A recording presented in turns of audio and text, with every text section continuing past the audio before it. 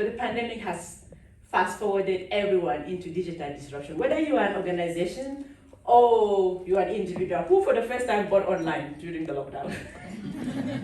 See what I mean? Exactly. Some people would never have put their card details on the internet. It never would have happened. But because of lockdown, you have no other choice than to be part of this disruption. And so that is why we are going to really have an amazing time. And before we really get deep into what I want to talk about today, I want to tell you guys a quick story about myself. All right, like I asked, which side of disruption are you sitting on? I'm asking this because whether by choice or by circumstances, your life will be disrupted. And I am an example of that. Back in 2016, I was retrenched from a job I literally held to for dear life. I did not see the disruption happening. I did not see it coming. I didn't imagine that I would lose my job. So I went into work one morning and my boss called me in for a meeting.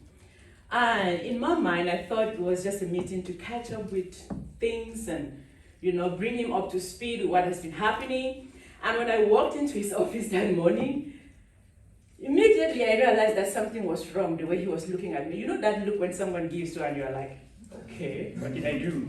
So, but I knew I didn't do anything, but yet I couldn't. I knew something was wrong. And I stood there and he asked me to sit down. And I sat down. And for like 10 or 15 seconds, he didn't say anything and it felt like eternity. I could feel my heart pounding out of my chest. I'm like, something's wrong. Can you just please spit it out? So eventually he opened his mouth and he told me there have been some restructuring going on and they have decided to let me go. For some time they have been wondering how to tell me or how to bring this to my knowledge, but apparently they have decided to let me go. And I sat there, those words hit me like a train on high speed. I did not see this coming at all. My boss used to tell me plans ahead of time, like 5 years ahead of the things we were going to do. And now I was like, this is not happening. And then he went further to start explaining why the restructuring was happening and why I was no longer needed. None of those was registering. I was just sitting there and thinking to myself, oh my God, what has just happened to me? To say that day and the weeks that followed and the months that followed were some of the darkest, lowest, most difficult time of my life. In fact, that would be an understatement. How I drove home that day, I have no idea. I was just like, oh my God, this is not happening. This is not happening. I was like a walking zombie. And it took literally 2 weeks for me to even tell my best friend that I just lost my job. I was trying to process the whole thing on my own. And I was like, why is this happening to me? I think I'm too young to be retrenched. I was that naive. I felt retrenchment was something that happens to old people, people that have worked in the industry like 20 years or 30 years within a particular organization. Then it's like, you're good for retrenchment, right? That's what I thought. I'm like, come on, I've been here. I'm just getting it. That was literally my first real job in the corporate world, right? So I was that entitled and that naive. I'm like, I don't deserve this. Some old person should be retrenched, not me, So I'm still trying to climb the corporate ladder and someone just snatched the ladder from underneath me. Then you can imagine, right? So, but nonetheless, as time went on, this frustration, this anger, this pain, like there were days I would literally cry myself to sleep. There were days, I would not even know when it was morning, when it's afternoon, or when it's night. Like anxiety was the order of the day. I was that stressed. And the thing that made my retrenchment more painful was that it was exactly 1 year after my divorce that I lost my job. So it was like pain on top of another pain. I felt like if there was any woman who would lose their job, it's me. Now, as a single mom with 2 kids, where to from here? That was what it affected me so much. But nonetheless, as time went on, my frustration, my anger, my pain, my despair, it all translated into some sort of curiosity. Because as time went on, every time I turned like on the news, on TV, I would hear news about retrenchment. Have you ever had an experience where you buy a car and suddenly you start seeing that car everywhere? That was what happened to me. Even my smartwatch, before I had a watch, I never noticed people wearing smartwatches. But right now I'm like, oh, okay. So that was the experience I had. Now that I've been retrenched, news about retrenchment made more sense to me. Every time I turn on radio, every time I turn on the TV, like literally even passing next to the newspaper stand, I will see like a title, this company is retrenching so many and so many people. So all of this pain translated now into curiosity, and I was like, but what is driving retrenchment at the rate in which it's driving retrenchment? I was retrenched towards the end of 2016. So back then there was like a lot of retrenchment going on. I know that now it's like a bloodbath because of COVID and a whole lot of things that have happened, but even back then in 2016, there were a lot of companies letting people go. So all of this translated into curiosity. I wanted to understand what is driving retrenchment, number one. Number two, how can an organization let go, say, for example, 2,000 employees in the space of 2 to 3 years or 2 to 5 years, and they're thriving? I thought like people were the lifeblood of any organization, right? So I throw myself on the internet to satisfy my curiosity, so to say, but what keeps organization afloat when so many people leave? I mean, how is my boss surviving without me? I wanted to know, right?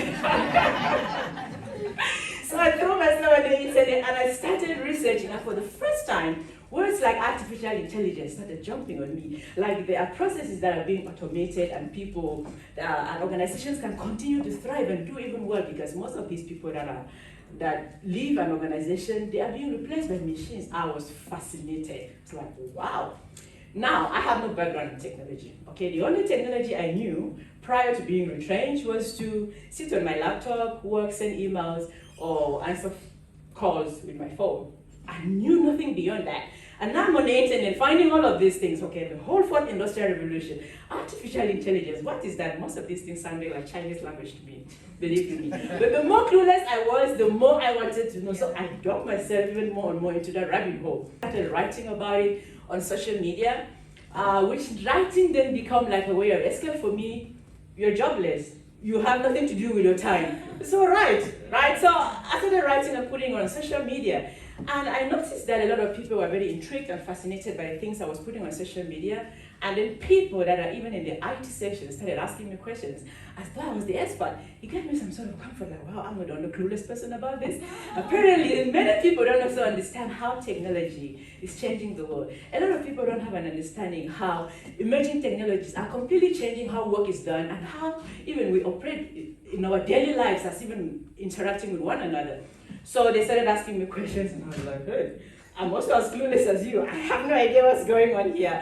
But nonetheless, as time progressed, I realized that a lot of people are intrigued about this, and so I moved from posting it on social media to starting a blog. I started writing. Like I said, writing became a way of escape for me. And so as I started writing articles about it, at one point, I thought to myself, I think someone should write a book about this. But in a million years, I didn't think that someone would be me, okay? And the thoughts kept coming, and I'm like, not me. I cannot write a book. I'm not that smart. Believe you me, I'm not an academician by any stretch of imagination. I don't have a degree. I thought that for anyone to write a book, they have to be like really, really smart. I'm not the smartest person in the room, believe me. If I can do this thing, everybody can do it. I tell people, if like my friends get surprised that I wrote a book, I'm like, I'm more surprised than all of you that I wrote a book. I'm surprised that all of you that I wrote a book. So I was like, I cannot do this. I gave myself 1,000 reasons why I cannot write a book. I'm not smart, I don't have a degree, my English is so broken, you have to pick the pieces and put together before you understand what I'm saying. I gave myself all sort of reasons why I don't qualify to write that book. But as time progressed, it became like when an idea has taken hold of you, if you don't do that thing, it becomes like you're miserable, if you know what I mean. So I realized it looks like it thought it's not going to leave me alone until I do this. I was like, okay, I get it. I'm going to write a book. So it evolved from those social media posts to blog articles into a book. And I thought, what better title than Disrupt Yourself or Be Disrupted? Because I thought to myself, I was minding my business, right? And someone disrupted my life. I had no plan. I had no plan B. All I knew was that I had a job. I was looking at climbing the corporate ladder, and now this thing happens to me. So I thought the best way is to bring this conversation to a broader audience so that people can start asking themselves the hard questions. Because when we talk of disruption, a lot of people think of disruption only in terms of business.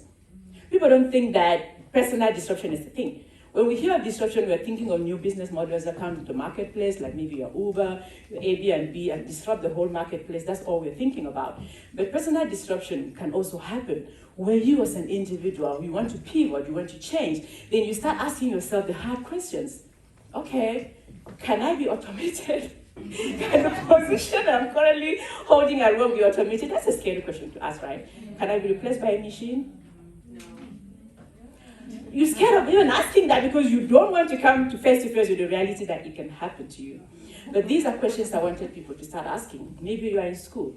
Ask yourself, what you're currently studying in school. By the time you graduate, will it still be relevant for the marketplace?